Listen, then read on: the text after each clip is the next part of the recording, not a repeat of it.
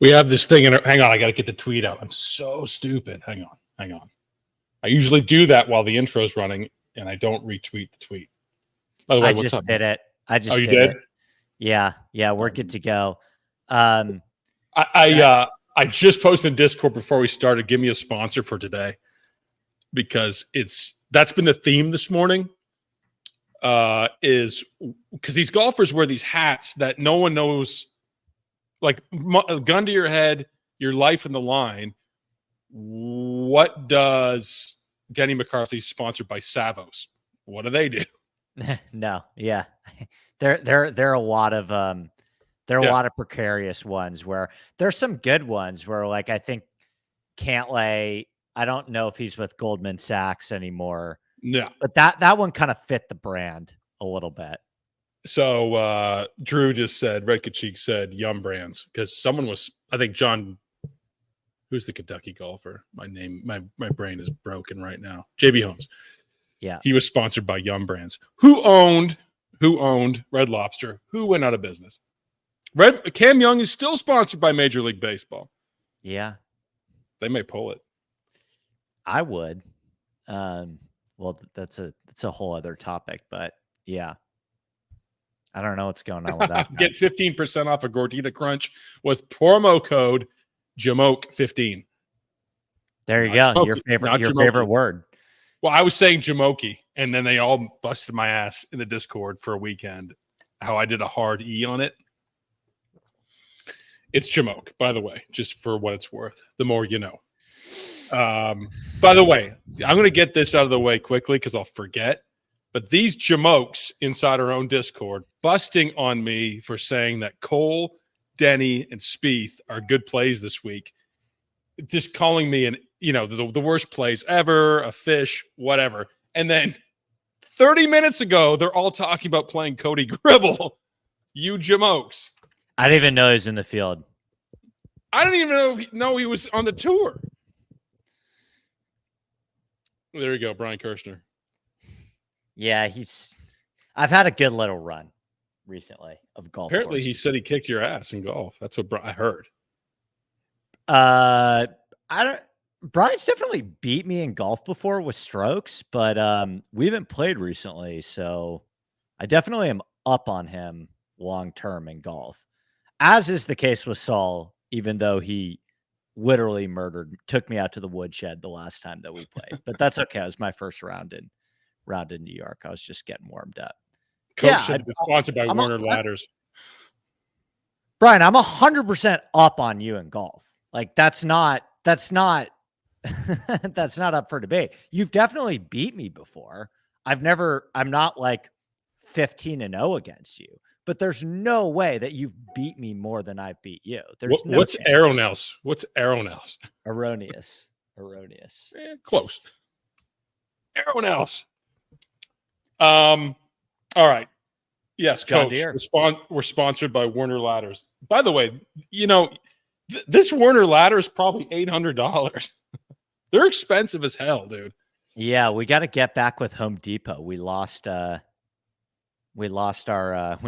discount code with Home Depot. Yeah, we did. Now Brian's saying you didn't say that. So Cam Young quickly, no recap of last week. We saw it. Cam Davis loves Detroit. Cam Davis spike week. Cam Young, just another knife wedged in between your ribs and twisted. I just don't know about him executing in the clutch. Right. I don't know if he's a good enough wedge player. Mm-hmm. Probably not the best putter. Mm-hmm. But yeah, well, we talked about it. Actually, we were just talking about premium shows recently before we went hot. But you remember that one that we did a couple weeks ago where we were heavily calling into question whether or not Cam Young actually likes golf. And if this is more of like, I just do this because I'm good and I have to, and I grew up at Sleepy Hollow, so I might as well. I thought about that on the Keith show, but then the Discord said I think it was Cam Champ. I started that Cam Champ thing about Cam Champ hating. I practice. agree with that one. That is like actually factually confirmed Okay. from a tour player that I've spoken to, that Cam Champ. I'm not saying that he hates competing, like he's won professional tournaments. I know for the fact that Cam Champ hates hitting range balls. Now, when you have, 190 mile per hour ball speed and you could carry a 330, I don't know how many range balls you need to hit. But if you want to talk about somebody that, I don't know if there's a player on the PGA Tour that gets less out of their talent than Cam Champ. So yes. I don't ever play him. I don't ever play him since I heard that he hates practicing, and it's worked out pretty well for me. It's funny that it was Cam week, and I really centered my life around the other two Cams. That kind of blew up my lineups. Young and Champ. But I did have a lot of Davis. I just didn't have a lot of Batia. No, I did have a lot of Batia. I didn't have a lot of Aaron Rye. I faded him entirely ball game. Yeah, I did that. I played a lot of Aaron Rye and Davis Thompson, but I had 0 Min Woo and 0 Akshay. And that kind of... I had a lot of Min Woo. I had a lot of Akshay. And Tom Kim destroyed my life. Period. Okay. Tom Kim. So I played 5 guys up top. Davis Thompson, Aaron Rye, good. Stefan Jaeger, Tom Kim, Taylor Pendrith, bad. Fart noise. Bad. Fart noise. Yeah. Jaeger really, and the Discord said this too at Rum Pure Sports, that every good lineup we felt we had Jaeger in it for some reason. So he was true. just like, oh, this lineup's a banger, Jaeger. Yeah, so true. And I think that is, we talked about this too. I mean, and this applies to the John Deere Classic as well. I suppose the theory that when you have these higher variance tournaments with a higher greens and regulation percentage, there's just going to, we see it every single year during Bentgrass Birdie Fest season, where every single year these guys that we all congregate around as the best plays on a golf course that does a very bad job of separating skill and places a high emphasis on who can make the most putts inside 15 feet.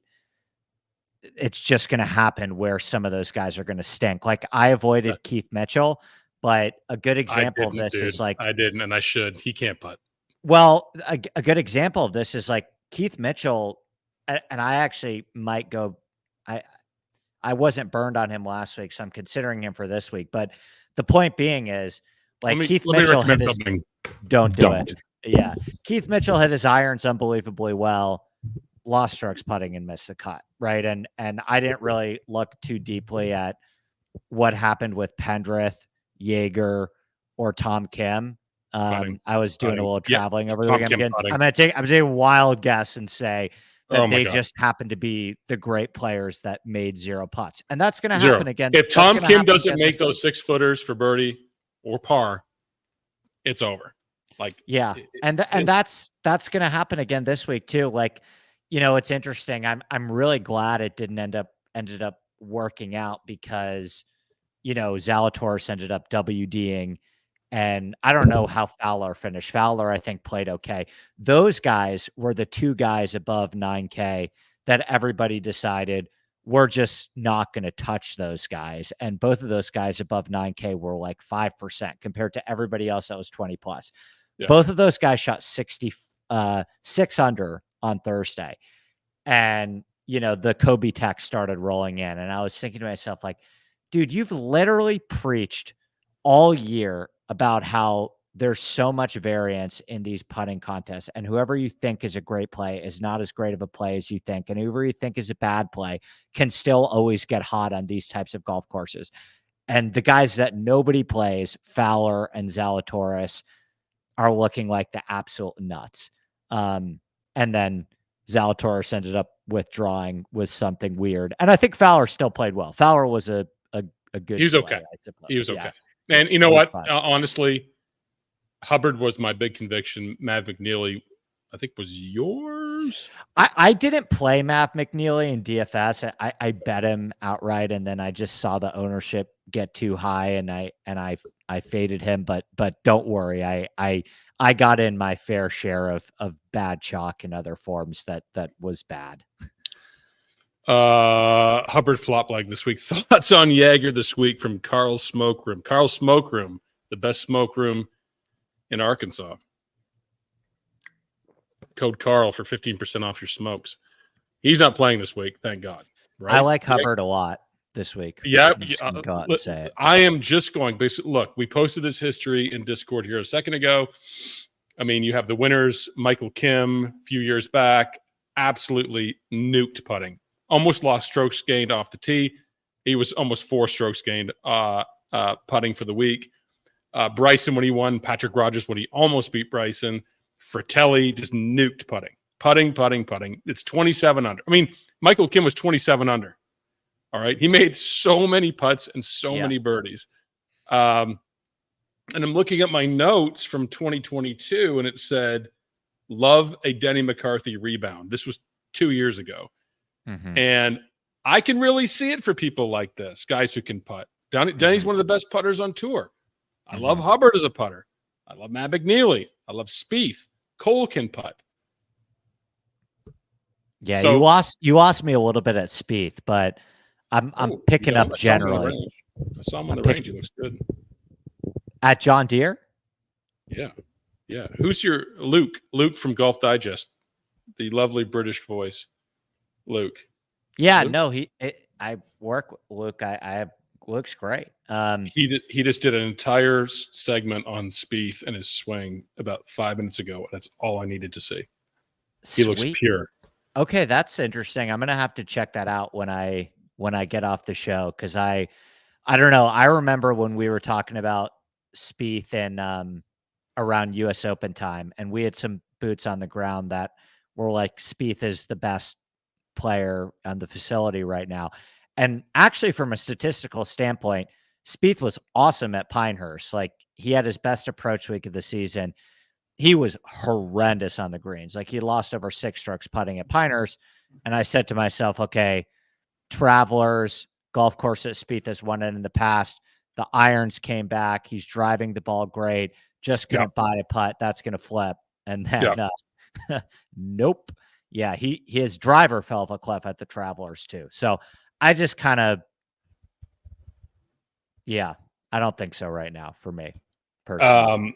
One of the interesting things I noticed about this tournament, because, like these last few weeks, birdie fests, putting contests, is that the variance becomes even higher in golf. And then you see, winners in their following season here miss cuts. Lucas Glover, for one. Michael Kim, miscut. He hasn't made a cut since he won here, right? Yeah. Now, he's a much different golfer, I think. Like, that was a complete anomaly. Like, he was last place Michael Kim every week, and he just absolutely spiked.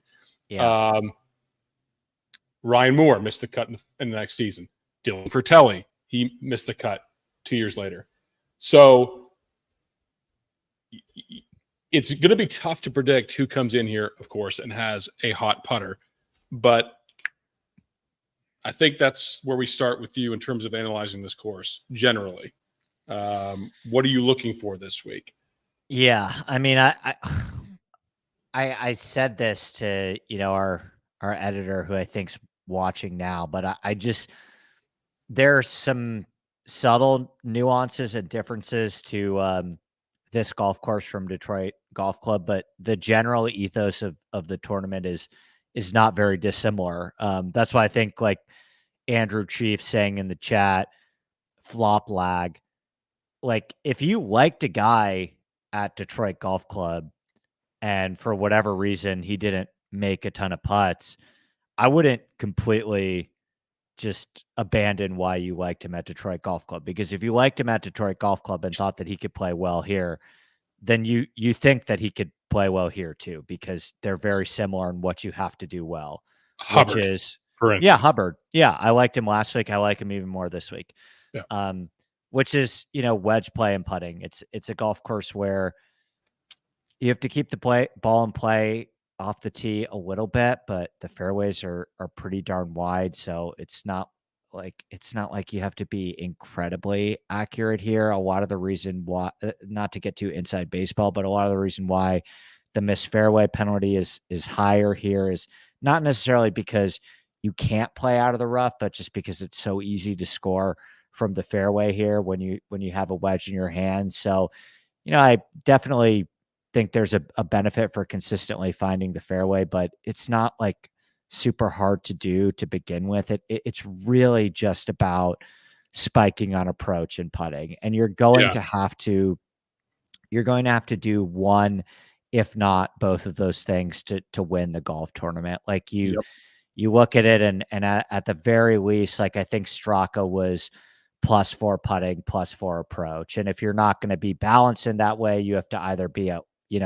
+7 in one of the two categories. Which is Michael Kim. Okay. Michael Kim was +13 putting. It was one of the best putting performance in the strokes gained era. Yeah. I mean, that's exactly right. So look at Lucas Glover, right? Absolutely nailed it in approach. His irons were dialed.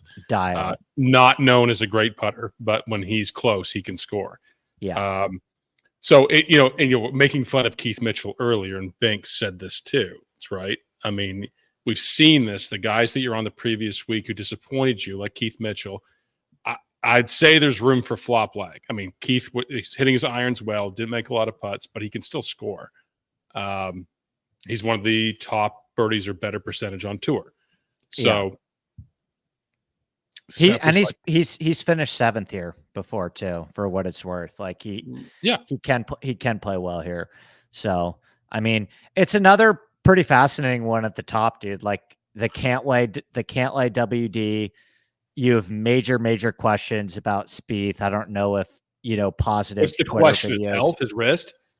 I think so. Yeah, I think so. I mean, I think that's a pretty fair question to have with Spieth at this point.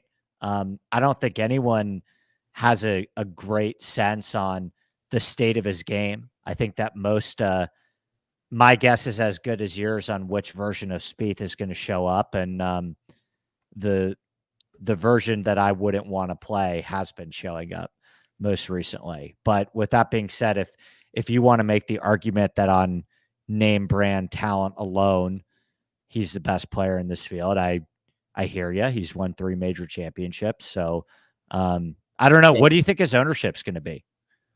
Spieth. Straka is getting an enormous amount of attention everywhere within our atmosphere, within the Twitter atmosphere.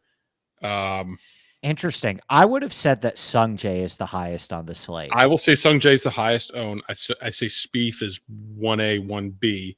Interesting. But here's the thing with Spieth, right? Because we're so close to the Open Championship now. Can you imagine Spieth wins, first of all, and what his ownership will do to spike at the Open Championship? Yeah. And then secondly, he's not even in the conversation right now for President's Cup. Okay. No. He hasn't played this tournament in almost 10 years. The last time he played this tournament, he won. Yeah. 2017.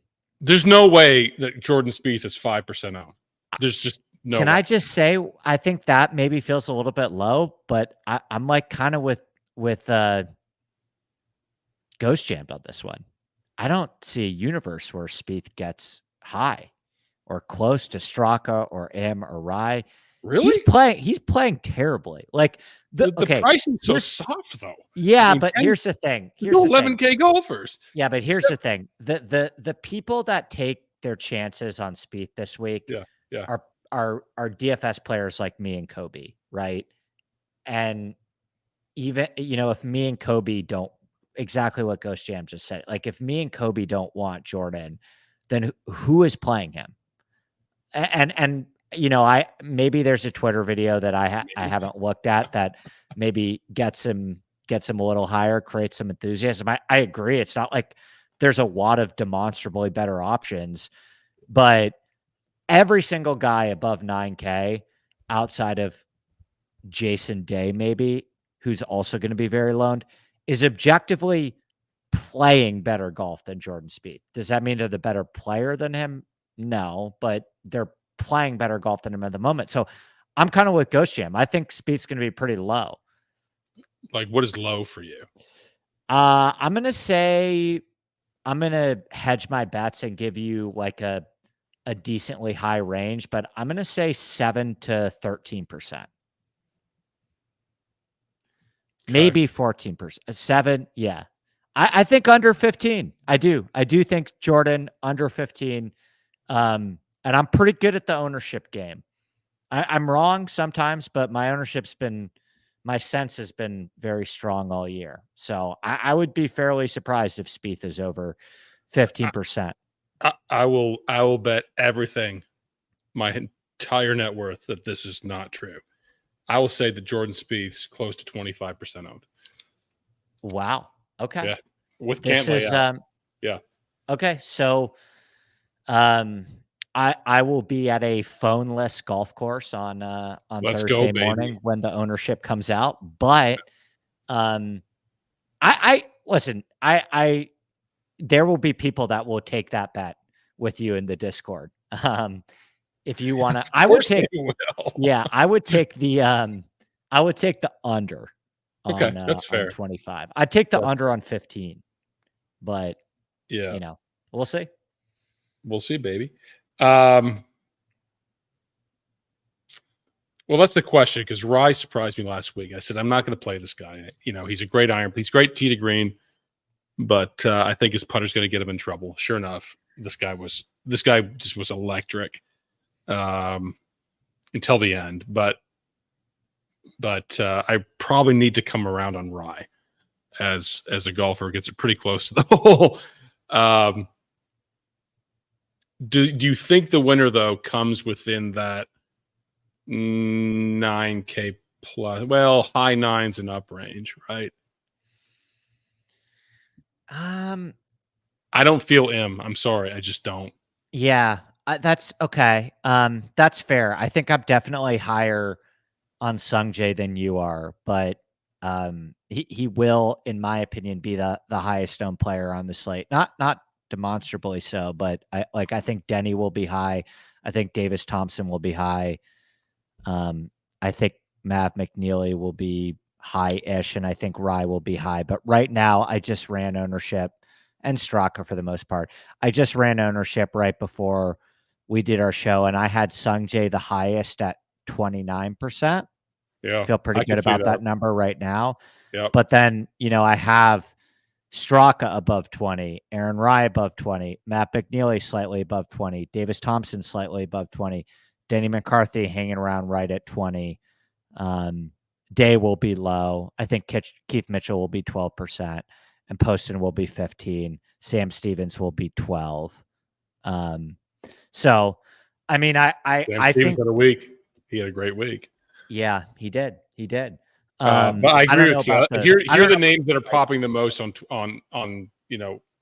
from the sort of the leadership group in the golf DFS space on Twitter. Straka, Davis Thompson, M for sure. Those are the three names I'm seeing a lot. Barry R says Spieth 20% under ownership. I would say that if Cantlay was in the field. I'm saying it's over if Cantlay's not, but she's not. I just think that the pricing's too soft now. You have no 11K golfer. You've had 12K golfers every week. So I think people start their lineups with two of these guys: Spieth Straka M Rye. Okay, let me ask you this: who would be? Because I think my favorite start. This might be a little shocky, but I'm definitely going to get weird when I get farther down. I think I like going like Sungjae and then playing a lot in the 8s. Like I like Sungjae with Glover and Hubbard and Power, and I like Svensson a little bit. That's the other name. I can't believe I'm saying this, but like I don't mind Bo Hossler and I don't mind Eric Cole. So I think a way that I'm potentially going to build is, Sungjae as an anchor and then pretty heavy with some of these 8K plays. You're right about Power. I wrote him up in the article. what happened to Mav McNeely last week is seems like it's starting to happen to Seamus Power, where there's just consensus on him, and that never ends well. So my 80-1 bet on Seamus Power is probably dead, but I get it. Obviously, I made the case for him as well. I agree with Andrew Chief, except I would live more in the 8s than the 9s. Eric Cole's my winner. I'm just going to say that right now. I'll get to the end of the show right now. I like Eric Cole a lot this week. He played great at the Rocket Mortgage. Yeah, the irons were great. This should be a good golf course for him. He can make a ton of birdies. He can make a ton of birdies. His long-term form and easier scoring conditions is still incredibly strong. He's played great at a ton of similar golf courses that require a bunch of wedge play and putting. I love that call. I love that call. Shout out to Big T, though, for putting Luke Clanton in his court. And casually, I busted on his nuts. That's a very terrible statement, but I'm going to stick with it. For the entire week last week, for naming Luke Clanton in his court. But he had the guts to do it, and Luke Clanton almost won, and it right? paid off. And it paid off. Not only did he almost – I wasn't able to follow the tournament much over the weekend, but just looking at the stats after, not only did he almost win, I mean, he nuked it off the tee. I mean, he basically led the field in ball striking. Yeah. So I don't know how I feel about young, fearless guys. It's like Spieth early in his career. You have these young, fearless guys. What do they got to lose? Like Dunlap, you know? I'm not. Yeah, I think a lot of the guys that aren't married and don't have kids and don't have a lot of scar tissue or responsibility from playing these golf courses and getting their ass kicked by professional golf, and they're a little bit more green and they just go out there and play. I think there's something to, like, a 15-year-old almost made the cut last week on the PGA Tour. A 15-year-old beat like a core play of mine that was 9,800. Like, yes, because then you get agents, you get caddies, you get mortgages, you get wives, you get debt, you get obligations. You chase. If you can compartmentalize that, which essentially they're doing because they're just college kids, like, what the fuck do I have to lose? What do I lose tomorrow if I don't play well this week? Nothing. Yeah, that's what Scotty Scheffler does so well, is like he could still play in that mindset and be like, I don't care, I'm fine if I don't. Yeah, you get I mean, all of it, and like, it's so. I played in a competitive golf event yesterday. I guess if you saw my results, I don't know if you'd think it was a flex. I played pretty poorly. But play against Brian Kirscher. Did Brian Kirscher dust you? Is that why he's up? No, I didn't. I didn't play with Brian Kirscher. I played with another a data boy. We played alternate shot. Yeah. So anyway, the point I'm making with it is, I played competitive golf my whole childhood growing up, and if you've been playing golf for a long enough time, you're going to experience the range of, and this is like the argument that people make with Rory when it comes to scar tissue all the time. If you play golf for a long enough time, everything's going to happen to you over a larger sample size. You're going to miss a 2.5-foot putt when it matters. You're going to top one off the tee. You're going to do something incredibly stupid and blow up your round with a quad on the second hole. And then when you do all of those things, it's just in your brain and it's in your memory. And we put, I'm not going to get into the whole thing, but the larger point that I'm trying to make is, I think with a lot of these young guys, they don't have the competitive scar tissue of the professional golf grind for years. And like you mentioned, they don't have the responsibilities of a family and children and sponsorships and outside the golf course commitments with brands that they're working with. And you look at a guy like Luke Clanton, and it's just fearless, nothing to lose. He's got his entire golf career ahead of him. He's just going to go out and nuke the ball off the tee. And if he doesn't play well this week, well, why does he care about qualifying for the FedEx Cup? He's going to be playing in the FedEx Cup for the next 15 years, right? Whereas some of these other guys like I don't know what a good example is. Andrew Putnam. I just took a name in the 7s. Andrew Putnam, like, he's got to make the FedEx Cup, or, he's got to keep playing well. He's just his tour career is the stakes are just a little bit different from it. The stakes are higher for like someone like Spieth again, because you expand that window when you're young and you're carefree, and you're hanging out with Ricky and JT, absolutely same scenario. And then you stretch your ceiling, you're like, wow, this feels really good. And then you regress, you're like, man, I really want to get back to where that was because it felt great. And they chase and they chase and they chase. And you get Spieth where he is now in his career. You get Fowler where he is now in his career. You get JT where he is now in his career. Not even making President's Cups. So if I get spam called one more time on this show from Brian Kirshner, he has your number? Of course. He texts me all the time. I gave Kyle your number, which is maybe the biggest breach of trust I've ever done. That's fine. Kyle's a good dude. Yeah, Brian just texted me in New York. I wonder. I'm just giving him shit. Yeah, Brian's in New York. Kyle's in New York. Are you coming out to New York at all this summer? You doing any travel for the rest of the summer?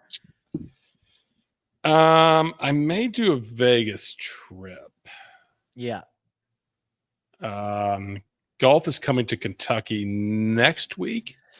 Yeah. So like my responsibilities generally are to cover, the main event, the Scottish Open, which is going to have a bunch of great players playing the week before the Open. I'm comfortable pivoting to solely, it's not Barbasol anymore. It's like the ISCO Championship. Yeah, they lay pipe. The best pipe players in the country. Yeah, it's Kentucky week. So I've never broken down an alternate field in my life before. I've never bet an alternate field in my life. I spend so much time diving into the regular event that I don't have the bandwidth to break down another golf course. So, it's easy. We can play it if you want. Okay, so do you want me to write about ISCO or do you want me to write about Genesis next week? Genesis. Okay. Well, I think it's worth asking because it's like we're gonna have boots on the ground there. We're gonna have a lot of good ISCO content. Like I think people should sub to RPS next week just for the week for our ISCO content. Oh my God! I'll tell you right now. There's not going to be a place that takes ISCO more seriously. They're going to score 30 under at Champions. It's so dry. There's no rough. It's all bombing and putting. That's it. It's ISCO week, baby. You want to lay some pipe. That's what ISCO does. You're going to have to lay some pipe next week. That's it. That's all it is. Quick, tell me, what is ISCO as a company? They lay pipe. They're one of the best pipe layers in the country. If you want pipe in your highway, they do it. Is there a story behind what happened with Barbasol? Because it's the same tournament, right? Barbasol just lost. It was a lot of money for them.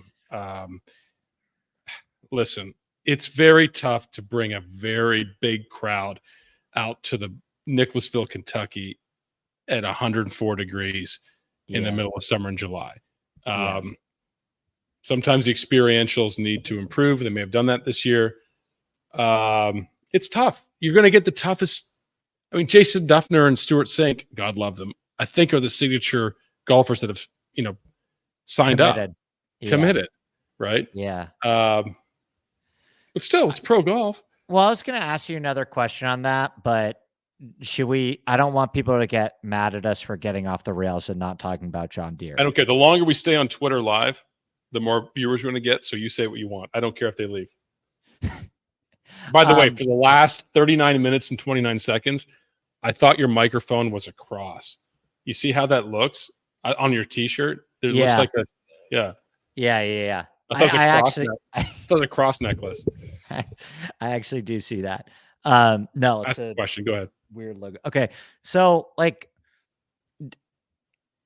do you think that the current model of the PGA Tour, because they just had the schedule come out for next year and there's barely any changes. I mean, they moved Memorial around to a better schedule spot, but that's really the only major change in terms of, what we saw this past year getting carried over to what we're going to see this year. And I think a lot of people, you and I know, being very hands-on in a golf company that provides golf content, like we can see the burnout a lot with people at some of these events. Do you think that this model is sustainable going forward? Because when I hear you talk about, asking players to go to Kentucky in July in 105-degree weather, my brain immediately goes to like, what is their end game? A lot of rich and a lot of very smart people just invested billions of dollars in the PGA Tour. And I think it's a little odd that you can poke such obvious and easy holes about the way that they're displaying and presenting their product at the moment. Yeah, I don't I don't want to give free consultation. I've said it before in podcasts, I've said it before on Twitter, but you have to make the on the ground product from an experiential standpoint more than just about golf shots. Some tournaments can hold that interest, Masters, just on the golf shots alone. Yeah, major championships, right? Yeah, but there are other things that people and no one's good.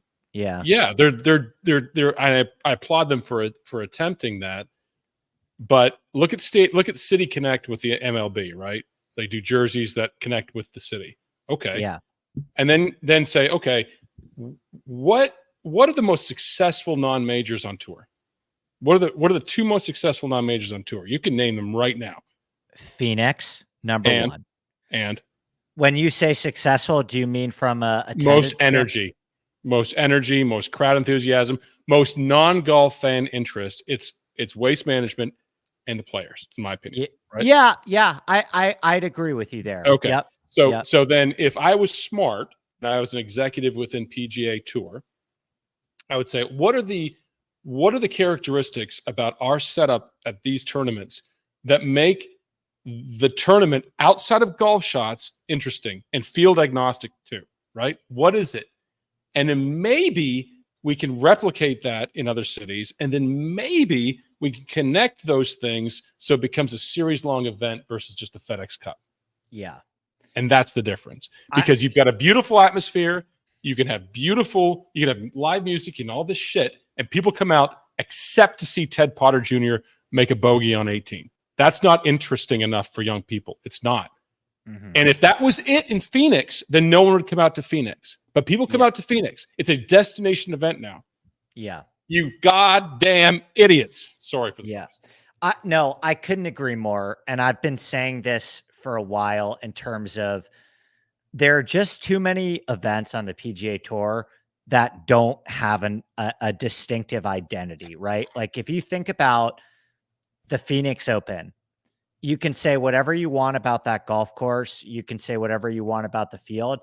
That's a golf tournament with a distinct identity. Like, when it's Phoenix this week that you're going to be able to turn on your television and you're going to see rowdy fans. You're going to see a party atmosphere. You're going to see, you're going to see, a bunch of people on bachelor parties, and it's golf course dependent too, right? Like, coming down that stretch that you're going to see people go crazy when you hit a shot on 16 and you've got the drivable risk reward 17th hole par 4.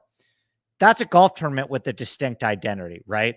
And so many of these golf tournaments on the PGA Tour, like we can run through them all. Like if we were going to describe, this would be a fun exercise, but if we were going to describe the Phoenix Open with one word, we could say party, right? Party. Energy. If we were going to, how many other golf tournaments, Wiley, outside of major championships, can you describe in under 3 words?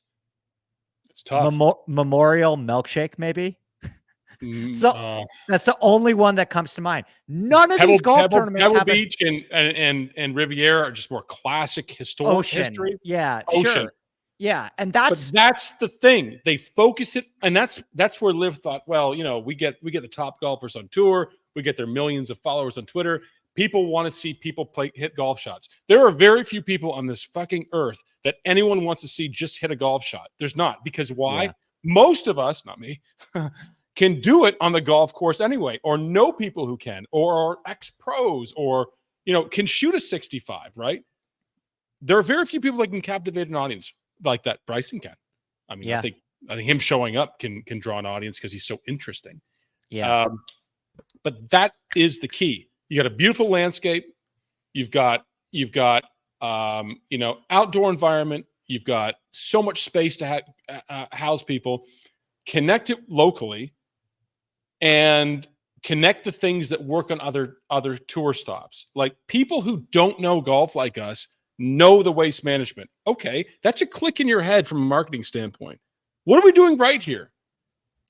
Yeah, that's it. Yeah, and completely agree. You know who's doing that well? You know who's doing that really well? Who? And I bust on Canada a lot, but the RBC Canadian. Agreed. Right? Agreed. They're getting close to it. That is becoming an event. Their players like, it's a lot of fucking fun. Yeah. And fans are like, you know what? It connects with the city, the penalty box, or whatever it's called. Yeah. Yeah. Right? And not to do a whole golf course thing too, because everybody knows that's my thing. But too many of these golf courses are a carbon copy of the exact same thing, right? Like, your breakdown of Detroit Golf Club and TPC Deere Run, like, they really don't have to be that different. And there are a number of other golf courses, TPC River Highlands too, that you can throw into Champions Keen Trace next week. Yeah, same thing. Hit the shit out of it and make a ton of putts. What I think the PGA Tour should be making a bigger effort to do is find places that stick out. So, when we go to, let's say, I'm just going to throw out random examples, but when you go to the greater New York area, that's going to be the golf course where it's super, super easy and guys shoot 30 under. And then have another golf course in a different area where it's a lot harder. It's really hard. And maybe the winning score is even par. And then you go to Utah and you play mountain golf. And then you go to Pebble Beach and you play golf on the ocean. And then you go to Texas and play kind of at a place like Trinity Forest that has like a completely different aesthetic than these other golf courses. And then you go to the Northeast and you play a thick, rough, bent grass golf course in Westchester. And then, you go to the Pacific Northwest and you play a golf course like Eugene Country Club or Sahali with these giant trees. Go to golf courses with identities. Create tournaments Tahoe. with. Why did you do the Pro-Am just at Tahoe? Create tournaments with identity. All of these tournaments blend together. The winning score every week, outside of a few, is between 15 and 24 under. There's never a tournament on the PGA Tour anymore that's won at even par. And I'm not saying every week has to be like that. I would say go the other way too. Like, go the other way where one event a year, it's won at 35 under par, and you see how many guys can shoot 59. Like, there's a place in pro golf for that too. It's just, it's too much of the same. And that's why I'm so confused about, I was talking to a friend about this yesterday. It's like the strategic sports group that invests, sorry for ranting, but the strategic sports group, these billionaires that invest in pro golf, it's like, I think a lot of these really rich guys, you see this with new owner syndrome in the NFL all the time, in the NBA, but I think they think, you saw this with like Jimmy Dunn and, all the bungling. Oh, I got in a fight with someone from very, very popular. No, you saw that fight before, because I was like, well, you should shut your mouth, because they said this to me, that because Jimmy Dunn is a rich person, he knows how to make money. There's a difference between that and then culture building and brand building and having your fingers in the fucking soil and not being extremely rich and just saying, I'm moving money around. So I think I know how to make money by just moving it to this spot. No, you have to know in 2024 how to organically connect with your customer and do it the right way. And the PGA Tour needs a goddamn front man, right? Yeah. They need a non-suit, non-blazer wearing front man who knows how to fight, I'll do it. Yes. But just get up on mic after tournaments and just, because Greg Norman's that guy. He's their cheerleader, right? He's a fighter. He's in there slapping hands and slapping backs, whatever you think about him. My only problem with the Live Tour has not been the Live Tour. It's been just the gaslighting that this is what fans want. Yeah. No, it's not. Fans never ask for teams. We don't want it. Yeah. The TGL is not something that I believe is going to be successful or people want authentic competition.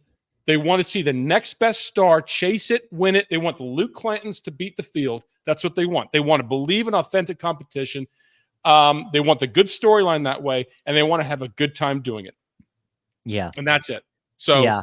And I think that that's the point too, is I think that some of these guys that have had success in again, you see this in the NFL with the owners all the time. They think because they've had success in every single other area of their life that Ryan.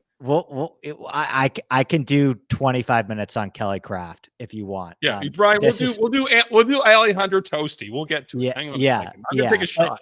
But the guy that I was talking to yesterday, who's a little bit more in the know in terms of following some stuff behind the scenes, is telling me a lot of this investment is because these guys just want, memberships to Augusta and Cypress, and they want to yuck it up with Tiger Woods. And, they're investing billions of dollars into a product and not doing anything about it. And they have so much money that even if the product loses money or is not operating in an optimal sense for fans, they accomplish their goal of playing Cypress Point every Thursday, and we lose, right? So I was thinking about it because I saw the schedule come out for next year, and there's no freaking changes. There's not a single change on the schedule.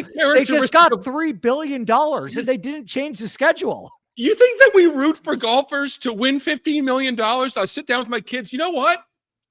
Xander Schauffele won $15 million this week, kids. Aren't we excited? I don't fucking care. I don't. And here they are. All they're doing is chopping up this money that's non-existent from an audience that doesn't. They have exaggerated completely. And just get down to the core, the people who love golf. And for the people who don't love golf as much as us, make the on-the-ground experience insanely good. And that's it. That's and make the but always have authentic competition. And I'm just not sure when you prepay golfers you can have that or ever have it. I just don't think you can. And fuck the teams, all of it. Yeah. Yeah. Do you believe in team golf? Do you believe in Boston? I never asked for this. I never wanted this. I think part of the reason why people love the Ryder, I can't speak for people. Part of the reason why I love the Ryder Cup is the competitive starvation aspect of it. I don't want the Ryder Cup. I believe that's authentic competition. Yeah. I don't want the Ryder Cup every 6 months. I don't want the Ryder Cup even every year. I love the Ryder Cup because it's so fleeting and we only get it at 2 years. And so we can talk about it for 2 years, that there's this massive buildup to this 1 week. Right. And it becomes this giant drama around the captain's picks. And, do you value the players that have been the best over the last 2 years? Do you value the players that have been the best over the last 6 months? Do you value the players that you're the closest friends with in the case of Zach Johnson? So, the Ryder Cup would lose its luster if we got something like that more often. The reason why it works is because of that competitive starvation aspect of it. And I don't think anyone was asking for team golf at every single one of their events. That has been my issue, is stop invoking the fans to justify your argument to move to. It's fine. If I got paid $500 million to go to Live, I'd go to Live. But it's not about growing the game. It hasn't grown. It's retracted. It's not about, making the game better. It hasn't been made better. That's the problem. Stop telling us. The fans have been left out of the equation on both arguments on both tours. They assign their social media outfit to some intern, and they infantilize these golfers to make them look ridiculous. And they do this content that no one cares about. And the broadcast reflects that too. Let's do in-game interviews. Let's do things from the range. Let's focus on the things we already know as golf fans. You don't listen to us. That's the biggest frustration. I could go on for hours about this and sit down with these bozos who've made billions of dollars and think they're the smartest fuckers in the room, and they don't know shit. Caffeine TV. What do you think about Ben Cole's 6,600? I think that's a good play. I mean, Baba left like probably 30 minutes ago. You know, we get dinged on this podcast for doing too much recap of last week. I don't care. I look at one number, live viewers, and this thing was ticking up and up. Yeah. I know when we're talking about something that's boring, I got to switch it, and you know that too. Yeah. Let's go. And it's John Deere. My heart just palpitated because I got so worked up. Yeah, and it's John Deere anyway. So yeah, I don't like Ben Cole's anymore. Ben Cole's ESL. No, there's BK's been hot. I don't know if you've noticed this. BK's like first round leaders. No, I can tell by his content. He's been hot. His content pound for pound gets so much traction because he's been hot. He's a hot guy. He's a hot guy. I also think he's pretty good looking. Don't you think that's part of it? Like, no, I don't think that. Okay. I'm kidding, Brian. No, I mean, for me, the three that I loved out of the gate were Poston, Denny, and Eric Cole, right? Okay. You know, JTP is a guy that could put up 35 birdies just like rolling out of bed. That's kind of my schematic this week. Spieth, the top end play. I think he's going to be higher on than you guys think. I could be wrong. I hope I'm wrong, but I'm going to play him. And then the guys that are chasing, the Hubbards, the McNeelys. I will have to play Bo Hostler. And I can go back to Michael Kim. Michael Kim's a much different golfer now, in my opinion. Yeah. You know what? I will say this about social media. Michael Kim gets the audience. I think Michael Kim's one of the best follows on tour. Yeah. He figured it out. Yeah. Yeah. I agree with that. And I also think like he's so insightful. If you're making any argument for like the benefit of live, the one it's summer hours. I would say the one positive argument that you could make for live being a net positive for golf is that it freed up Bryson more time to create YouTube content for children, right? Like I think Bryson understands the direction. He understands his audience, and he understands that he does. The game is trying to get younger, and that like I think he cares deeply about the game. Yeah, Wiley, I'm not a guy who consumes like good content or Bob does sports or even like when Barstool will go out and play certain golf courses. Like that's not for me personally. The audience for that is growing at a tremendous rate. And there are so many little kids that have no interest in turning on any professional golf tournament, whether it be the PGA Tour or the LIV or a major championship, but will be glued to their computer to watch Bryson play against a YouTuber with, hickory shafted golf clubs. And whether you like it or not, that is just a massive part of that golf ecosystem right now. Yep. And Bryson may be the only guy that understands that. I think he may be the only one to do it and people believe it, because that's the thing with marketing in this era with brands. We have to believe that what you're saying is true and you're being authentic. That is it from any sort of industry. That's why content is so dead for so many of these companies, is that no one believes this shit. It's corporate hackery. But if we believe that you are completely have 100% conviction of what you're saying, and if he wants to go out and beat someone with hickory shafts, yeah, I genuinely believe Bryson's that crazy enough to do that. Yes. And it's interesting content. Yeah.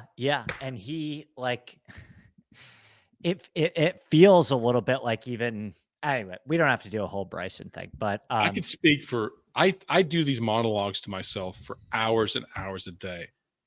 The biggest disappointment for me, and I'll end here, was that, we were the audience for PGA Tour golf, its history, what we loved about it, the tour stops. We were the biggest defenders of it in the streets. And when Jimmy Dunn went on TV or CNBC or whatever and basically said, you know what? I don't care about any of you, basically. Yeah. This is what's going to happen, and you're stupid for not following along. That was it. Like, you gave away all your leverage. Yeah. So I know. Interesting state of affair, but hey, at least we know that the week of July 2nd, we'll get the John Deere back on our schedule. We'll fire it up again for I like this tournament. I love the I do too. I do too. And like, listen, it's 4th of July. Do you celebrate 4th of July or do you celebrate Canada Day? Of course I celebrate 4th of July. Yes. Yeah. Yeah. You big grill master? Like, you like to get out and grill? You know how to man a grill? I can man a grill. Yeah. I feel like you can. Like, yeah, I don't eat red meat though, but I can man a grill. Ever. Cut red meat out of your life. Yeah. When's the last time you've had a steak?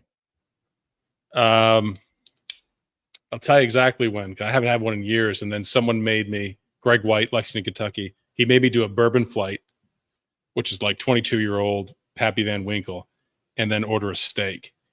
And I thought after that, because they hadn't eaten in years or doing colored liquor, I said, I probably will need an ER visit tonight. Yeah.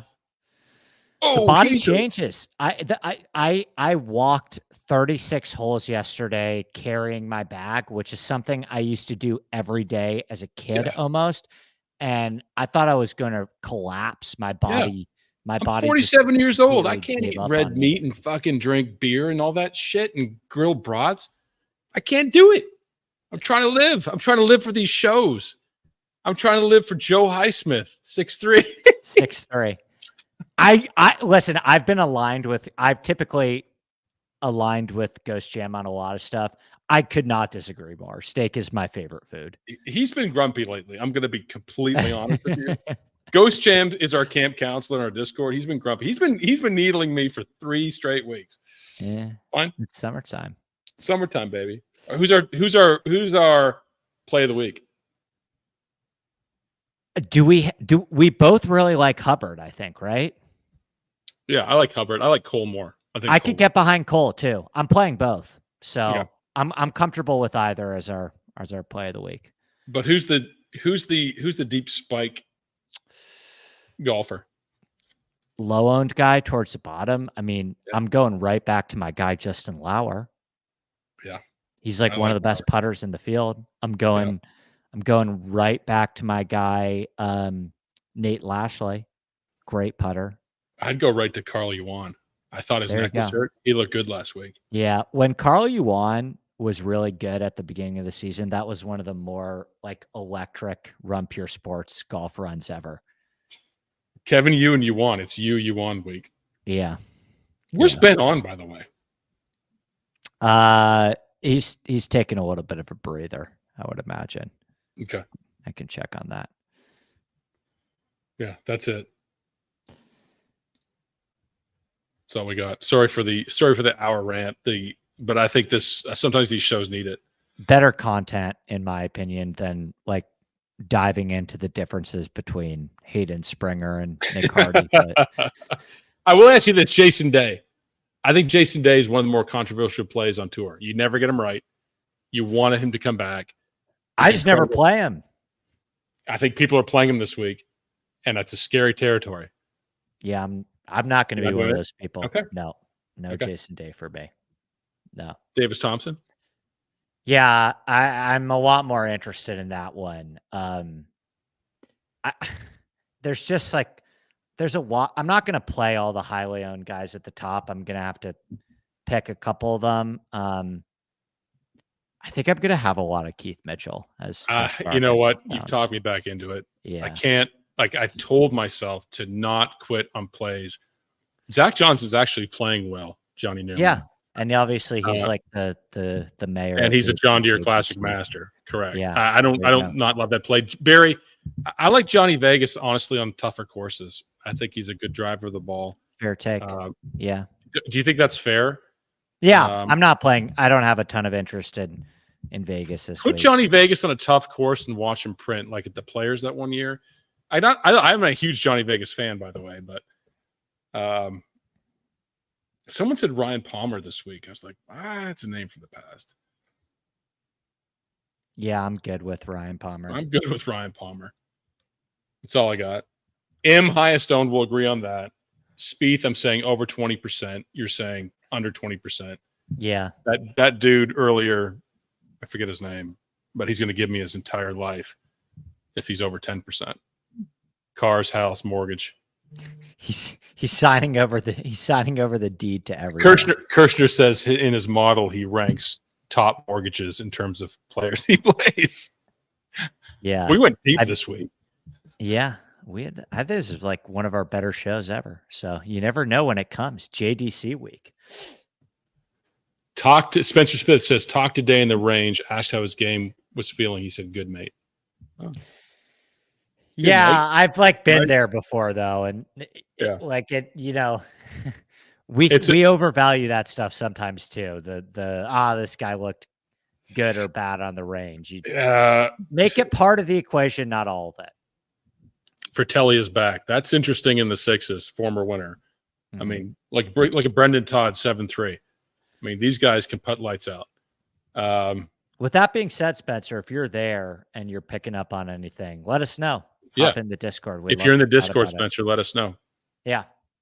All right. Good show. I guess it was a good show. I don't know. Yeah.